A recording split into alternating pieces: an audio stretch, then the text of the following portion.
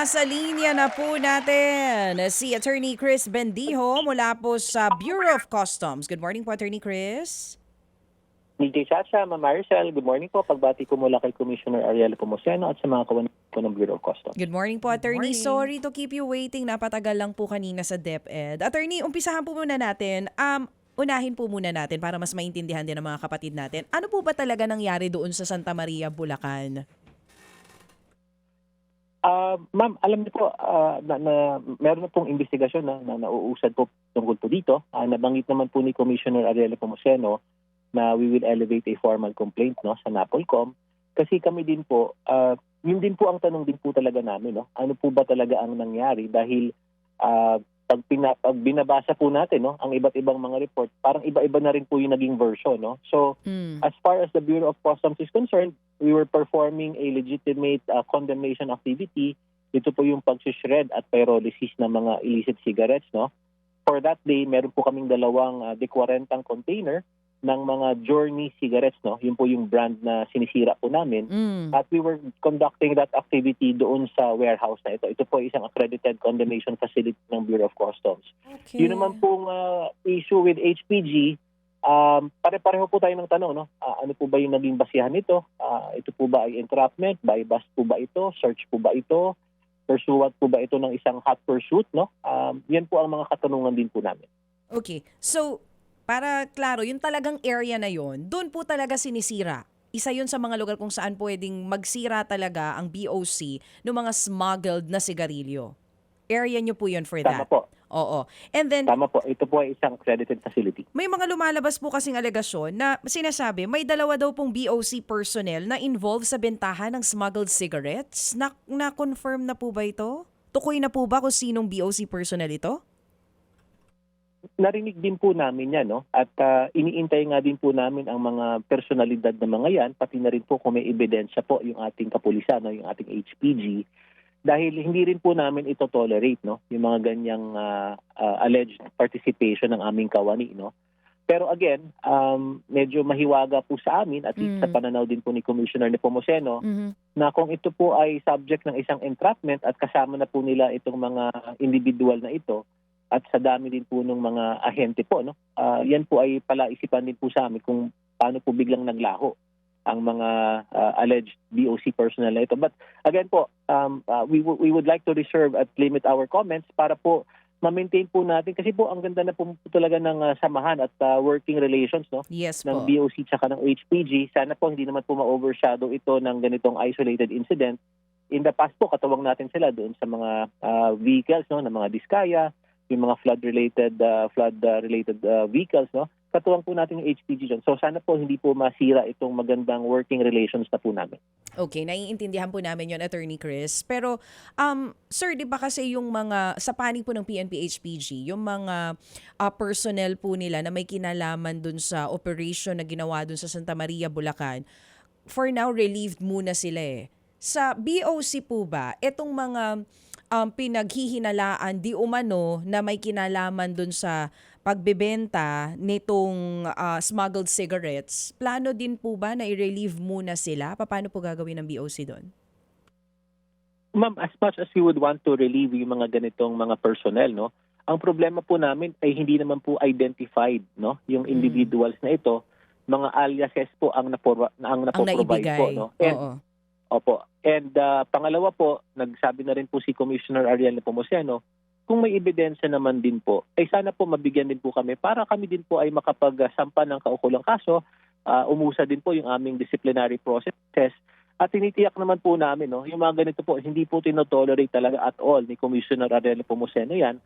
At sabi pa nga po niya, kung gusto niyo po, siya pa po yung unang mamosas sa mga ganitong tao. So, sana po, kung merong talagang specific identities ang ating HPG, they can provide that to our office para makapaggawa din po kami ng sarili naming investigasyon at mga proseso. So, nagbigay sila pero alias, hindi talaga po totoong pangalan. Tapos wala silang ibang ebidensya na binibigay tungkol po doon sa accusations nila. Tama po. Kasi kung may ebidensya po at kung may identity po itong mga to, tinitiyak din po namin na kami din po ay magagawa ng sariling investigasyon at kagaya din po nila, no, we can also place our personnel under preventive suspension pending the result of the investigation. Oo. Wala daw pong video nung alleged transaction? Walang ganon? Wala rin pong pinakita sa aming yung patungkol sa alleged na bentahan, no. Again, all our personnel there were equipped with body worn cameras. Yung facility po, meron naman din pong coverage kami, no. Yung Port of Subic po, makikita niyo po sa YouTube yung kanilang condemnation activity dahil minandato na po natin na yung mga ganitong activities po ay fully recorded, no. So palaisipan po sa amin kung saan po nanggaling yung aligasyon na meron kaming kawani na nagbebenta di umano, no, doon sa location na ito. Nabanggit nyo na po kanina, ito pong sisirain ay Journey, something, ganyan. 225 boxes of cigarettes po ito na nasabat ng Bureau of Customs. Pagka po ba ganyan, gaano katagal bago talaga siya sirain? Para lang po aware yung mga kapatid din natin. Medyo matagal din po siya, no? Parang 2 to 3 days ang buong proseso kasi bago po siya idaan sa tinatawag nating pyrolysis, sinishred po muna ito, no? So dumadaan pa muna siya sa isang shredder. I can send you videos po ng ating condemnation. Yung pyrolysis naman po, ito po yung tinatawag nilang thermal decomposition nitong mga materials na ito. Ito po ay parang pamamaraan ng safe na pagsusunog, no? Through heat sa isang isolated chamber. Area. Oo. At nang sa ganun makaiwas po sa isang kumbaga sa mga emissions po, no. So yan po ang ginagawa sa facility na ito, and we can send videos for these processes. Ito pong dapat ay sisirain. Saan po ito nakumpiska? Saang area galing? Ang port pong nakapag-kumpiska nito ay Port of Subic, no. I'll get the details kung ano po yung talagang operational details kung saang area po ito talagang nakuha, but Port of Subic po ang Entry. nagmandato po ng Oo. condemnation na ito. Oo, Port of Subic po ang nakahuli. Tas, sir, yung binabanggit ninyo na condemnation area, ilan po bang condemnation area meron ng BOC?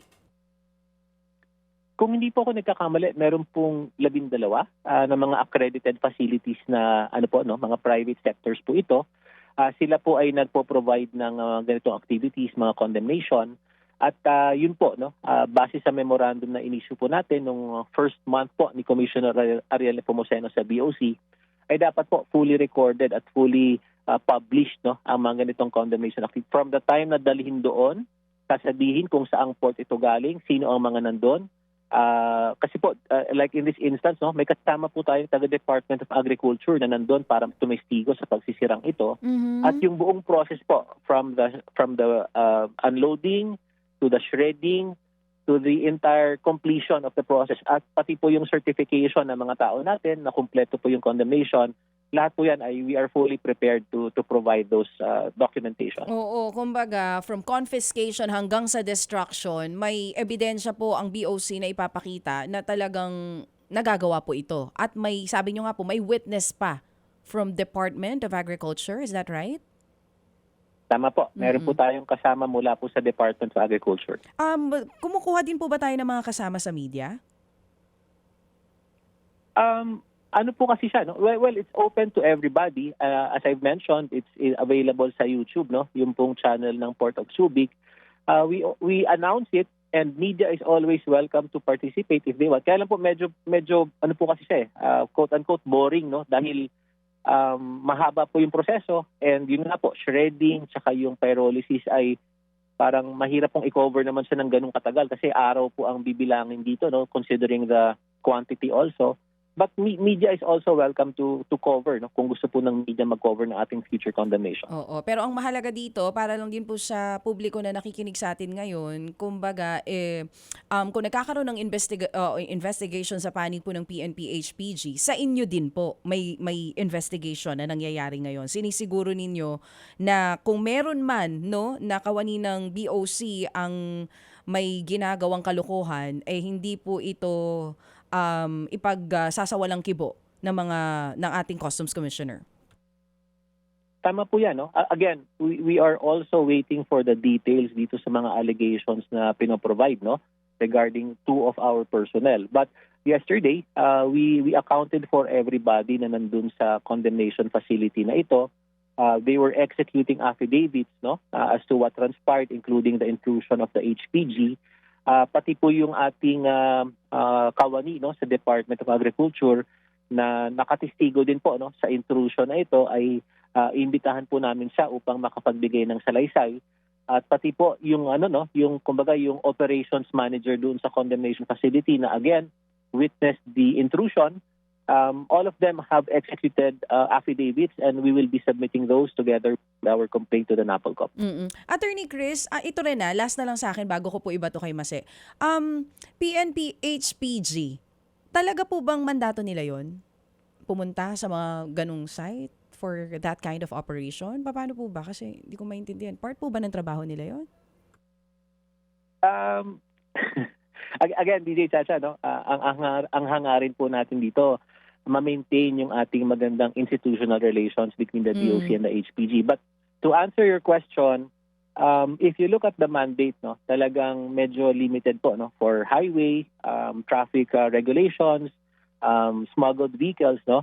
But ang in their defense naman po, no, mga kapulisan pa rin po natin yan, no. So halimbawa, yung mga experience natin sa kanila working with them in the past, kung maalala po natin, meron po silang checkpoint noon, no, na merong isang motoristang umiwas, at yung motoristang umiwas ay pumunta sa isang yarda na nagkataong nakabukas yung isang container na naglalaman ng iligal na sigarilyo.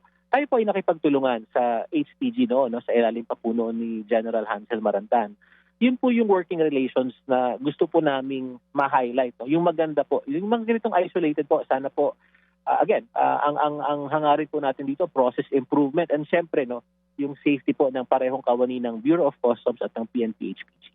Magandang umaga po, attorney, si Maricel po ito. Naiintindihan naman po namin yung significance nung good working relationship ng customs at saka po ng PNP HPG. But still, nakaka-wonder pa rin paano silang napunta dyan po sa area na accredited venue para po sa condemnation ng customs, considering na highway patrol group sila. Hindi ko alam tama ba yung pagkakaintindi ko, attorney? Highway patrol group kasi, so nai-imagine ko sa kanila, dun sila sa kalsada. Sabi mo nga, sa highway.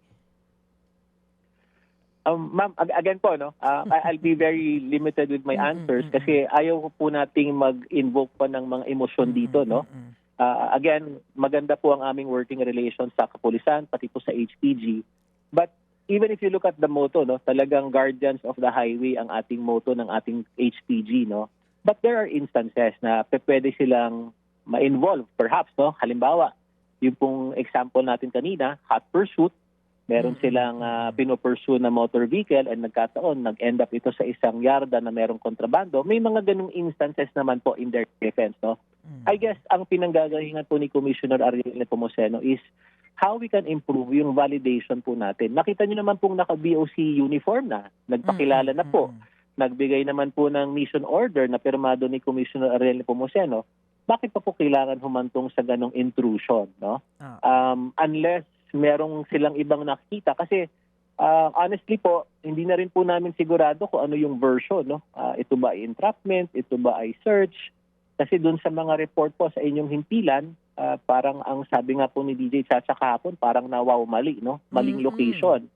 Pero doon naman sa ibang himpilan, ang sinasabi, ito nga, meron daw di umano na BOC personnel involved. So, hopefully, lahat po ng ito ay mabigyang linaw sa pamamagitan po ng investigasyon at formal na reklamong aming isasampa sa NAPOLCOP. Opo. Attorney, balikan ko lang po yung sinasabi ninyo kanina na accredited areas of condemnation. Tama ba yung dinig ko? 12 nationwide po?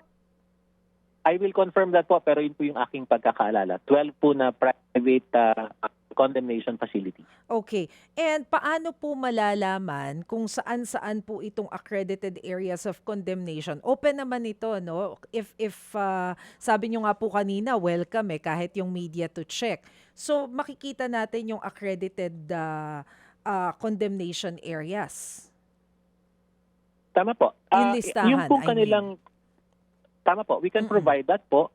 And kapag po ang tanong niyo naman ay patungkol sa particular na destruction, no, ito po ay dumadaan sa mga bidding processes natin kung sino po ang facility na magbibid po para sa particular na condemnation lot.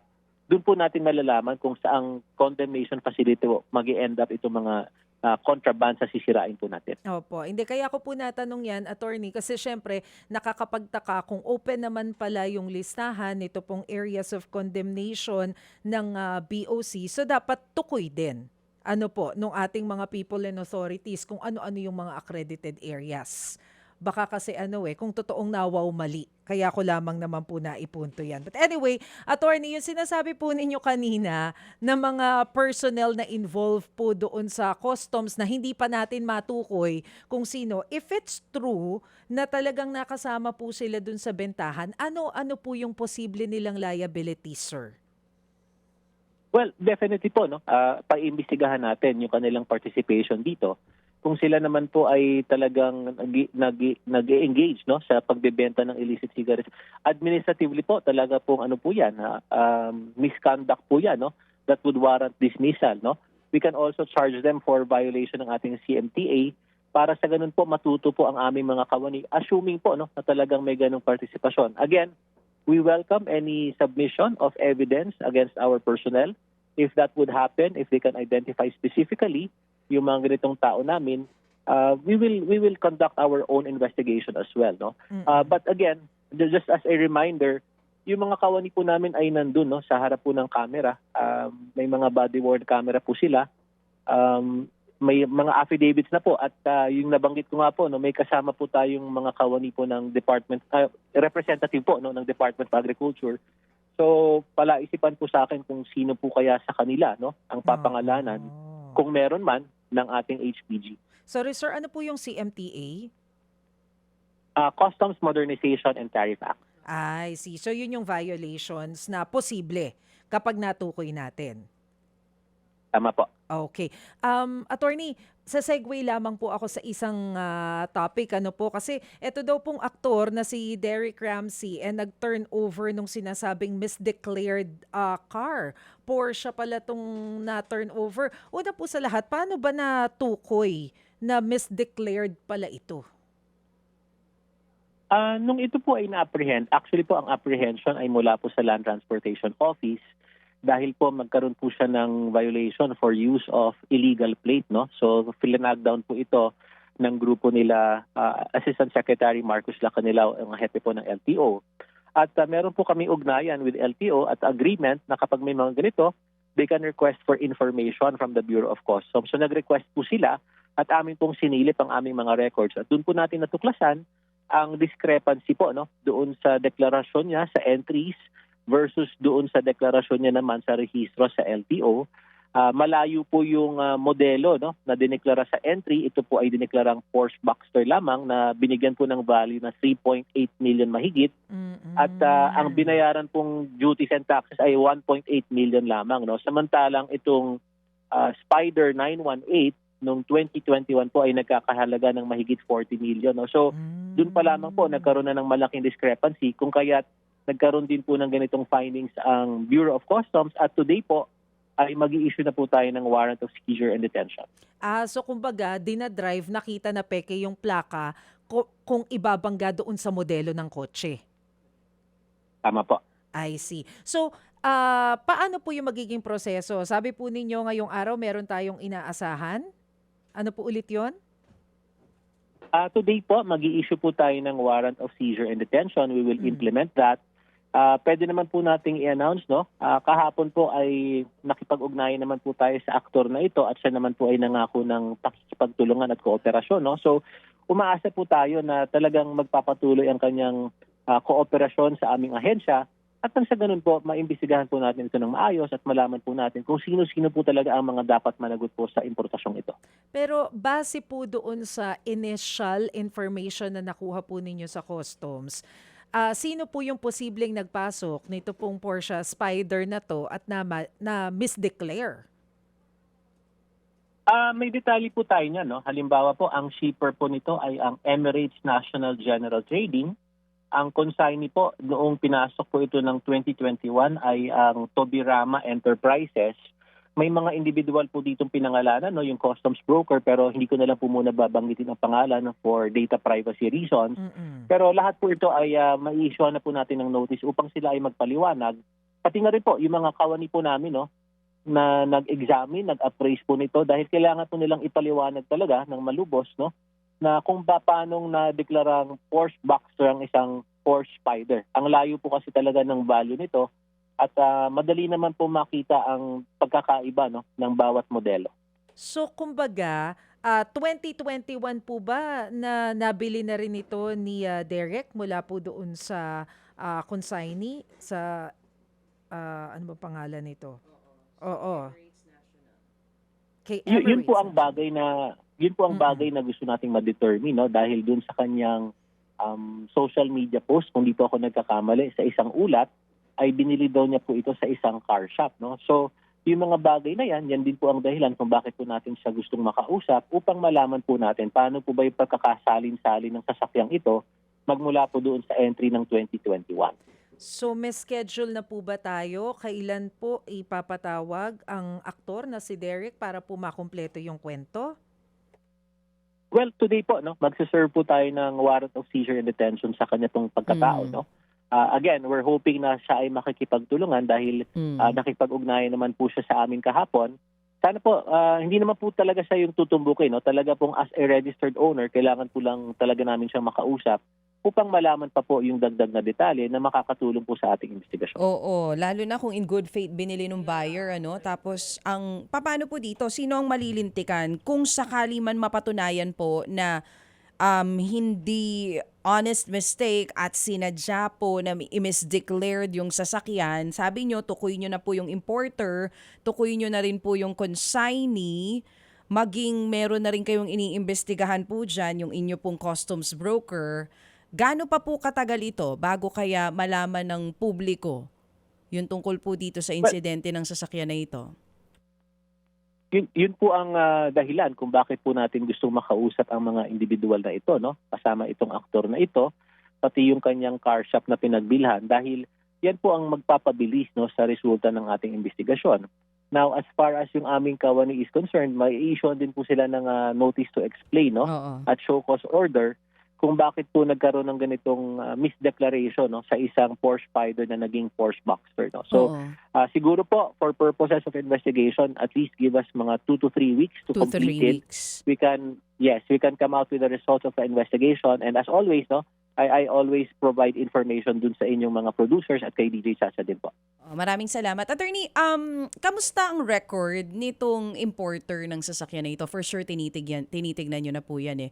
First time po ba na nangyari ito? Kasi, chinek ko yung itsura ng Porsche Boxster tsaka yung mga nakikita natin ngayon dun sa balita na Porsche Spider.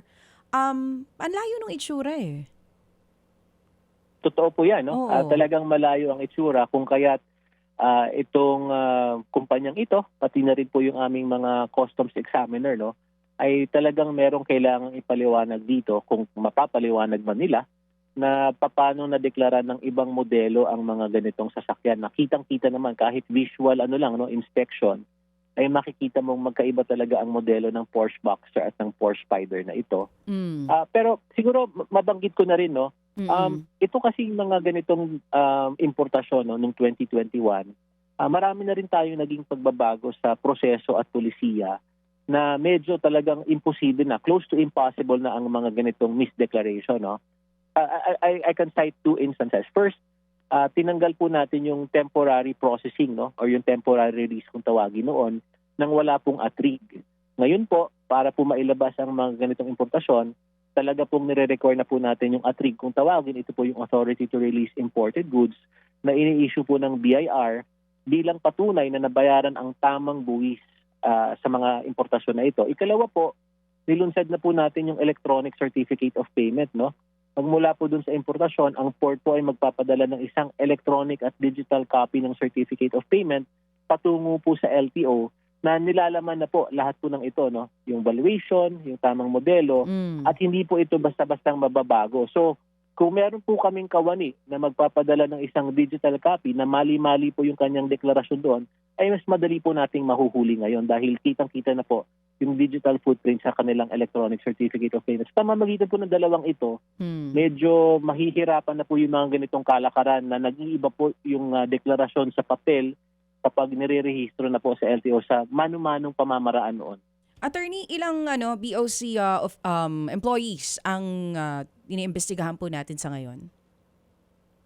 Titingnan ko po yung listahan, DJ Chacha, no? Sige Pero po. baka, kung di po ako nagkakamali, baka 2 to 3 individuals po ito from yung examiner saka yung appraiser, pati po yung nag-stencil po. No? Kasi hindi naman po pwedeng nag-stencil sa ng ibang sasakyan tapos iba po yung lumabas na sasakyan sa port po natin. Parang ang hirap naman pong paniwalaan. No? But again, we don't want to preempt the investigation. Yeah. We have their identities and we will conduct our own investigation on the matter. At titiyakin po namin, no, pananagutin po natin kung meron mang partisipasyon ng aming kawani. Pero yun nga, no, sa papel mukhang talagang meron kasi ang hirap paniwalaan na hindi nila alam, no, na ibang modelo ang kanilang ipinapasok at ina-appraise sa pagkakataong ito. Pero dun sa registration sa LTO, ano nakalagay? Boxster or Porsche Spider?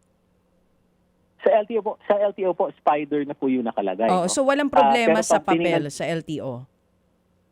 Tama po. No? So pag tinignan po natin yung vehicle identification number, pareho po yung vehicle identification number na makikita natin sa rehistro at yung entry sa Bureau of Customs, pero magkaiba po yung modelong nakadeklara sa parehong vehicle identification number. So doon pa lamang po, kitang-kita na po natin talaga pong nagkaroon po ng focus dito, no?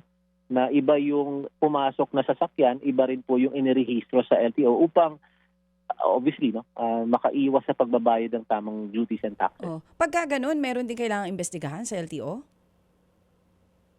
Nabanggit naman po ni ASEC Marcos Lacanilaw kahapon, no, na lahat ng dumaan sa papel na dumaan sa kanilang tauhan, no, upang marehistro ito, considering na meron pong discrepancy sa certificate of payment, ay kanila din pong sisilipin, no? At kung may pananagutan man, sila rin po ay mag-i-implement ng disciplinary action. But again po, siguro po mas magandang LTO na po ang sumagot Yes sa po. tanong na po. Oo. Ito pong mga importers and consignees, kung mapatunayan talaga once matapos po yung investigation nyo na misdeclared, paano po yun? Pagbabayarin lamang sila? Yun lang po yung penalty nila? Babayaran nila yung totoong buwis dapat? Aside from that, meron pa po bang iba na penalty?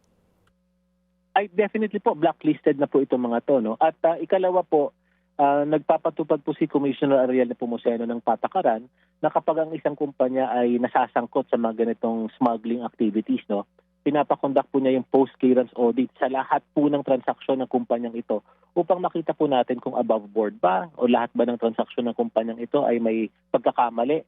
Dahil hindi po pwedeng para po tayong paulit-ulit na lang, nakakapagod na po. So mas maigi na pong mapangalanan natin ang mga bumubuo sa mga kumpanyang ito, i-blacklist po silang lahat at titiyakin po natin hindi po sila makakapagnegosyo sa Bureau of Customs. Will you make that public after 2 to 3 weeks po? Kung sino-sino po yung mga involved talaga dito? Opo, we can provide the results of the investigation after the completion. Oo. Last na lang po dito sa part na to. Attorney, dun sa tinitignan natin ng mga importers ito, first time nga po ba ito? Or may mga history na rin na baka ganun yung ginawa? Ano po nakita ninyo initially? I'm yet specific sa kumpanyang ito, no. I'm yet to receive the report. Siguro po Okay. this morning kararating ko lang po sa office, no. So I can provide preliminary information later kapag nakuha ko na po yung report patungkol po dito. Kung may mga nakikinig sa atin ngayon na halimbawa, kasi ang mga makaka-afford lang naman po talaga nito, yung mga nakakaluwag-luwag sa buhay, apakamahal ng sasakyan na to. Kung yung buyer bumili pero in good faith, pero hindi niya alam na yung palang binili niya misdeclared, meron din po ba siyang kakaharapin? Siguro po mas magandang makipag-ugnayan po muna sila, no, sa aming ahensya. Meron po tayong tinatawag na prior disclosure program, no. Ito po ay pamamaraan na itong mga ganitong pagkakataon kapag tingin po nila ay kulang yung buwis na binayaran, no, at hindi naman po ganitong medyo substantial po talaga yung pagkakaiba, may mga remedies naman po tayong available, no, administratively para ma-rectify po natin. Siguro po, hypothetically, we can also explore, no, yung possibility of having a car amnesty program. Pero yan po ay kailangan ng pahintulot ng ating Department of Finance upang maisaayos naman po yung papeles ng mga buyers in good faith, no. Yan po ay ating pag-aaralan upang matulungan naman din po ang mga ganitong nagmamay-ari ng mga sasakyan para hindi naman po sila nangangamba tuwing gagamitin nila ay may posibilidad na ito ay mahila ng Bureau of Customs. Oo, at mababawi pa yung kotse kung sakali na mapatunayan na talagang in good faith to, wala silang kinalaman doon sa misdeclared value. Magbavari po kasi yan depending on the facts of the circumstances, no? Halimbawa po, kapag ka po yung discrepancy ay more than 30%, talaga pong wala na po tayong magagawa dyan. Talaga pong yan ay for forfeiture, no? Okay. Kapag po yung discrepancy ay less than 30%, pwede pong may mga penalties po ito. Less than 10%, may fine lang po. Magbavari po kasi yan talaga kung very substantial yung intent to evade duties and taxes, no? So, again, sana po makipag-ugnayan sila sa aming ahensya. Kung talaga pong malayong-malayo talaga at alam naman po din ng iba dyan, no, yung kanilang mga binayarang duties and taxes, ay talaga pong dadaan po tayo sa proseso. Yan po talaga ang nakasaad sa batas. Tayo naman po ay tagapagpatupad lamang nito. So, dito sa sitwasyon na ito, ng Porsche na ito, ano ito? More than 30%. So, for feature na, hindi na mababawi.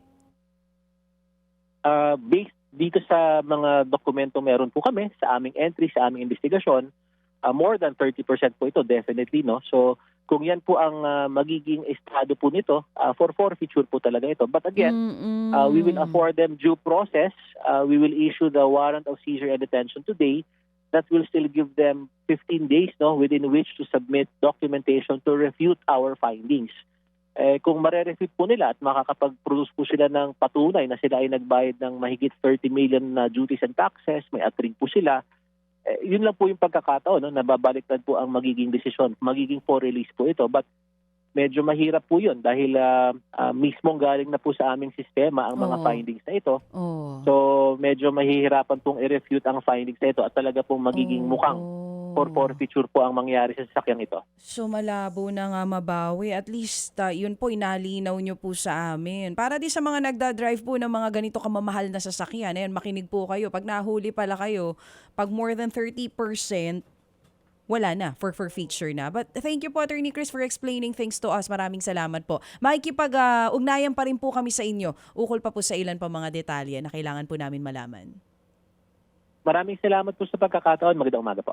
Thank you so much, Attorney Chris Bendijo, ang Deputy Chief of Staff nga po ng Bureau of Customs. Mga kapatid, patuloy po kayong tumutok sa 105.9 True FM para sa totoong balita, impormasyon, music and entertainment. Mag-subscribe sa aming YouTube channel at podcast at sundan nyo kami sa Facebook, Instagram, X at TikTok sa True Network PH. Bisitahin din po ang aming official website, truefm.ph.